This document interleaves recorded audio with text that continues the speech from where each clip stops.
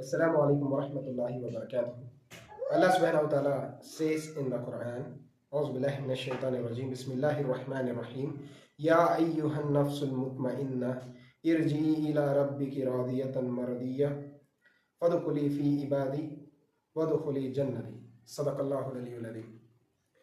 The meaning of these ayats is, O peaceful and fully satisfied soul, return to your Lord. Your Lord, you are well pleased with your good deeds and well pleasing in the sight of your Lord. Join my righteous servants and enter my paradise.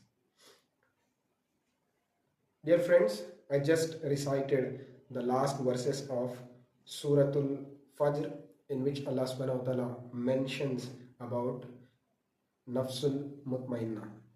As we all know that there are three types of nafs, that is Nafsul Ammara, Nafsul Lawwama and Nafsul Mutmainna. If we see the brief summary of Surah Al-Fajr, in the beginning ayats, Allah subhanahu wa ta'ala mentions the people of Ad and the remaining previous nations. He highlights those people's rebellious activities. And Allah subhanahu wa ta'ala just mentioned them because they, after getting the excellence, after getting the power, they turned rebellious, because the power, the skill, the excellence, everything was a blessing from Allah subhanahu wa ta'ala. And that is a point where Allah subhanahu wa ta'ala highlights that these blessings, these excellence, these power, everything was from Allah subhanahu wa ta'ala. It is not just man-made in one day. So Allah subhanahu wa ta'ala in the end of this surah mentions about the Nafsul Mutmainna. So these are the two contrasts we have to understand. In the beginning of the surah, Allah subhanahu wa ta'ala mentioned the people of Ad and the previous nations, how they turned rebellious and how they thought themselves that they are so powerful, so proud that they can do anything, whatever they want, and they turned away from the path of Allah subhanahu wa ta'ala. Coming back to the three types of nafs, the first nafs, Nafsul Ammara, the characteristics of this nafs is, it is a dead heart, ungrateful heart, and it is the heart which is slave to desires. And the major point here is, it is a disobedient to Allah subhanahu wa ta'ala.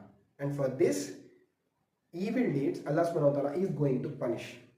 The second type of nafs, Nafsul Lawama, which means regret and guilt. And actually the point, this nafs is, it is a wavering between good and bad.